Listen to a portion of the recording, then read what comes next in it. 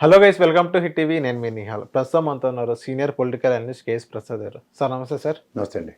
Sir, ఇప్పుడు మనం supreme court అనేది ఒక పవన్ కళ్యాణ్ గారికి గట్టిగా దెబ్బే తగిలిందని చెప్పుకోవచ్చు. ఎందుకంటే 2022లో అనుకుంటా పవన్ కళ్యాణ్ గారు ఏదైతే అప్పుడు గవర్నమెంట్ ఉన్న జగన్మోహన్ రెడ్డి గారు ఏదైతే గుంటూరు జిల్లాలో ఇప్పడం అనే గ్రామంలో ఏదైతే రోడ్డు విస్తీర్ణ చేస్తున్నాగా పహారీ గోడ అనేది అక్కడ కొన్ని ఉంటే అది తొలగించడం జరిగింది. అది కూడా వాళ్ళు నోటీసులు ఇచ్చి తొలగించడం జరిగింది.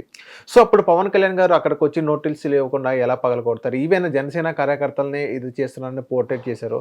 పవన్ కళ్యాణ్ గారు అప్పుడు పాదయాత్ర చేయడం, దెబ్బ నాకు తగలాలని ఎంత కొడతారో కొట్టించుకుంటాం, మనం కూడా కొట్టించుకుందాం అని ఆ వీడియోస్ విజువల్స్ కూడా చూస్తున్నాం. సో అదే 14 మందికి సుప్రీంకోర్టుని ఆశ్రయించి ఏదైతే మాకు చెప్పకుండా ఇది గోడలు పగలగొట్టారని సుప్రీంకోర్టు ఆశ్రయించడం జరిగింది. ఇప్పుడు సుప్రీంకోర్టు ముట్టుకలేసిందని చెప్పొచ్చు. అదే 14 మందికి 25,000 ప్రతి ఒక్కరికి 25,000 చెప్పిన ఫైన్ అంటూ విధించడం జరిగింది. ఇంకోటి ఏంటంటే ఆ కేసు అనేది కొట్టేయడం జరిగింది. సో దీన్ని బట్టి చూస్తుంటే పవన్ కళ్యాణ్ గారు అక్కడ ఏమీ లేకపోయినా కానీ ఏదో ఉందని సృష్టించి ప్రజల్ని ఓన్ చేసుకోవాలని ట్రై చేస్తున్నారని కొంతమంది అంటున్నారు. ఆ సుప్రీంకోర్టు జడ్జిమెంట్ విన్న తర్వాత మీకు ఏమనిపించింది సార్? మీకు ఫస్ట్ ఆఫ్ ఆల్ దానికి వెనక్కి వెళ్ళి ముందుకెళ్తే దాని గురించి క్లియర్గా తెలుస్తుంది. ఇప్పుడు ఎన్డీఏ కూటమిలో పొత్తు, ఎన్డీఏలో పార్ట్ అండ్ పార్సల్స్ కింద నటిస్తున్న పవన్ కళ్యాణ్ గారు అప్పుడు ఇండిపెండెంట్ ఎంటిటీతో ఇప్పటం సభ పెట్టారు. ఇప్పటం సభ ఏంటి? ఆవిర్భావ సభ, పార్టీ ఆవిర్భావ సభ. ఆ పార్టీ ఆవిర్భావ సభలో ఆయన ఆ రోజు ఆ గ్రామస్తులు ల్యాండ్ ఇచ్చేసినందుకు ఒక 50 లక్షలు చెక్ ఇచ్చారు. ఓకే, ఆ 50 లక్షల చెక్ అది ఇప్పటంకి ఇచ్చారా, లేకపోతే మండలంకి ఇచ్చారా, పంచాయతీకి ఇచ్చారా? ఎందుకంటే తాడేపల్లి ఇప్పుడు మున్సిపాలిటీ అయిపోయింది, ఇది మంగళగిరి మున్సిపాలిటీ అయింది. ఆ అంబిగ్యూటీలో వాళ్ళకి ఆ ఎయిర్ క్లియర్ అవ్వలేదు ఇప్పటికి కూడా. ఆ చెక్ సంగతి ఏమైందో అడిగి తెలియదు ఇప్పటికి.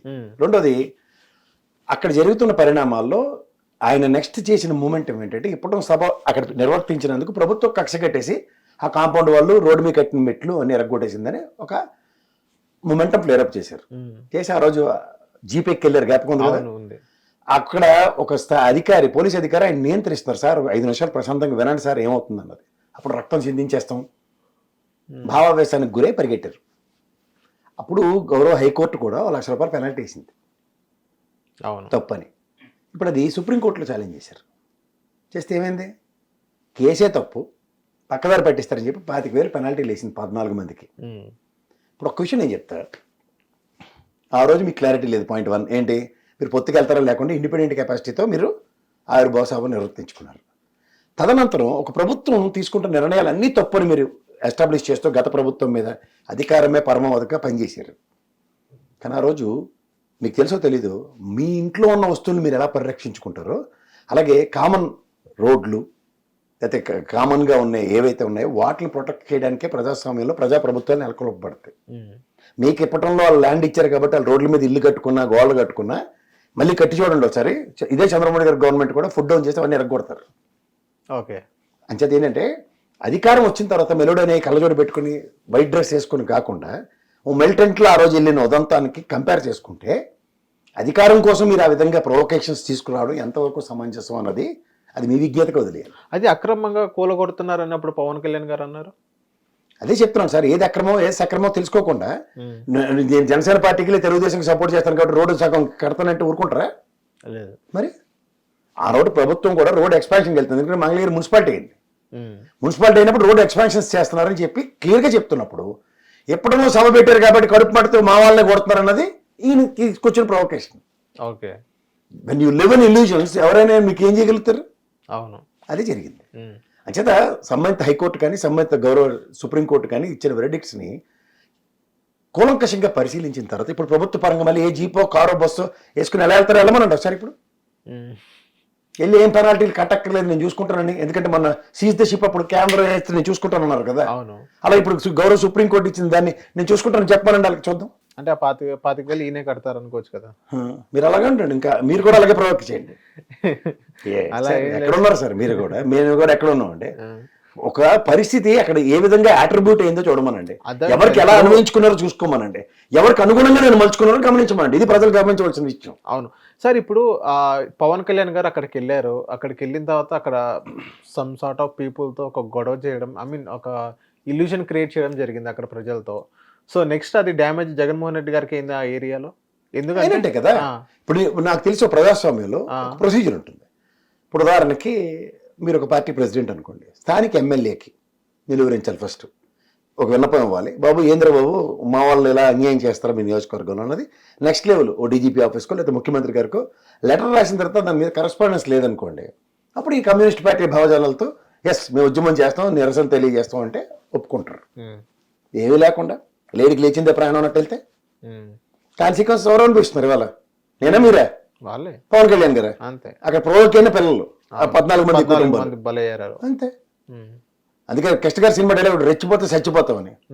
వాళ్ళు ఎలాగో పార్టీ ఆఫీసులో రాజకీయాలు చేసేవాళ్ళు రెచ్చిపోతారు, ప్రజలు రెచ్చిపోతే చచ్చి ఊరుకున్నారు. ఇప్పుడు 14 మంది పెనాల్టీ పెట్టుకుని. ఇదే పవన్ కళ్యాణ్ గారి విషయం చూసుకున్నట్టే గతంలో కూడా 2-3 సిచ్యువేషన్స్ లో ఇలాగే అక్కడ జగన్మోహన్ రెడ్డి గారు తీసుకున్న డిసిషన్స్ ని ఏదో ఉందని అని అక్కడ ఇల్యూషన్ క్రియేట్ చేయడం జరిగింది.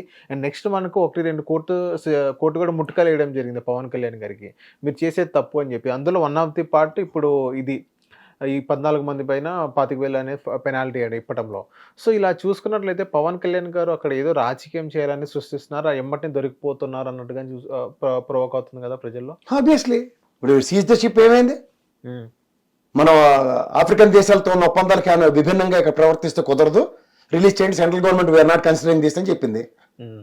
కానీ ఇక్కడ నిన్నటిదాకా మ్యూజిక్లు కొట్టి దడక్ అని మ్యూజిక్లు కొట్టి లేచిన సోషల్ మీడియాలో అధికారంలో మీరు ఉన్నారు, అధికారంలో మీరు చేస్తున్న పనులు ఏంటి? స్టార్ట్ మంత్రిని పనిచేయనివ్వట్లే, అవతల అనిత్ గారిని యువతల నాదెండ్ల మనోహర్ గారిని, ఈ రెండిట్లో ఇంటర్వ్యూ అయ్యాడు కదా ఇతను. ఇక్కడ మళ్ళీ ఎప్పటం విషయంలో ఒక రాజకీయ ప్రలోభం పొందడానికి అక్కడ ఎప్పటం ప్రజలను పనంగా పెడితే ఏమైంది? హైకోర్టు ఆల్రెడీ ముట్టుకేసింది, ఇప్పుడు గౌరవ సుప్రీంకోర్టు కూడా మళ్ళీ ముట్టుకేసింది. ఏం చెప్పాలా? ఇప్పుడు సుప్రీంకోర్టు మెట్లు కడుగుతారు కింద నుంచి పై దాకాను సనాతన ధర్మం అని చెప్పాలంటే. సార్ ఇది ఇంకోటి అంటే ఇప్పుడు ఇంకోటి భవన నిర్మాణ కార్మికుల కోసం మిలియన్ మార్చి ఇవాళ ఇదే వైజాగ్ స్టీల్ ప్లాంట్ ప్రజల కోసం మీకెందుకు స్టీల్ ప్లాంట్కి నేను ఉద్యమం చేస్తానన్నాడు. ఏది? ఇదే చంద్రబాబు నాయుడు గారు బీఎఫ్ఆర్కి రిఫర్ చేసినప్పుడు ఆ కార్మిక సంఘాలు తీసుకెళ్లి ప్రధానమంత్రి గారితో చర్చించారు, వాజ్పేయి గారు మానబోడు ఉన్నప్పుడు. ఇప్పుడు ఈ పని నేను ఎందుకు చేయట్లే? మిలియన్ మార్చి అన్నాడు. మిలియన్ మార్చి చేసి భవన నిర్మాణ కార్మికులకి ఇసుక దొరకట్లే, వాళ్ళకాడ దొరకట్లే, పనులు లేవన్నారు. గత ప్రభుత్వ స్టాటిస్టిక్స్ చెప్పమంటారా భవన నిర్మాణ కార్మికులకి ఎంతమందికి ఉపాధి కల్పించబడిందో? మరి ఎందుకు పవన్ కళ్యాణ్ గారు కానీ చంద్రబాబు నాయుడు కానీ ఇసుక అనేది దొరకట్లేదు విచ్చలవిడిగా? అసలు మా హయాంలో అయితే ఫ్రీగా ఇచ్చేవాళ్ళం, ఇలా ఒక టన్ను లారీలు అంటే 25,000 50,000 పెట్టాల్సి వస్తుంది, భవన నిర్మాణ కార్మికులు పొట్టగొట్టారని ఎందుకు అంటున్నారు? అన్నారు కదా, దానికి కదా నేను మీరు కాదు, గౌరవ సభలో శాసనసభలో జ్యోతుల నెహ్రూ గారే బాబు నన్ను అపోజిషన్ కింద కన్సిడర్ చేయకండి, ఇప్పుడు మీ పార్టీలో ఉన్నాను నేను, ఇలా జరుగుతుంది, గత ప్రభుత్వం ఇసుక విధానం బ్రహ్మాండంగా ఉంది, ఇప్పుడు చాలా ఇబ్బందికరంగా ఉందని ఆయన చెప్పాడు, నేను చెప్పానా? ఎంతమంది మాట్లాడుతున్నారు? సో ఇవన్నీ ఒకటి చెప్తున్నాను, ఎలక్షన్స్ కోసం వాళ్ళు ఒక ప్రభుత్వం మీద కంటిన్యూస్గా బొంబార్డింగ్ చేసుకుంటూ బుర్రజలతోనే కూర్చుని అవుట్కమ్ ఏమీ ఇవ్వలేక వాళ్ళ నిస్సాయ స్థితిలో చేతులెత్తి మాట్లాడుతున్నారు. ఓకే, అబద్ధాల పునాదుల మీద ఏర్పడిన ప్రభుత్వాలకి మీరే చెప్పండి ఏం జరుగుతుందో. హిట్ టీవీ యాప్ ని డౌన్లోడ్ చేసుకోండి, ఇందులో short news, live news, entertainment movies అన్ని అవైలబుల్ గా ఉన్నాయి. Please download Hit TV app. Hit TV app hit TV యాప్ని ఫ్రీగా డౌన్లోడ్ చేసుకోండి.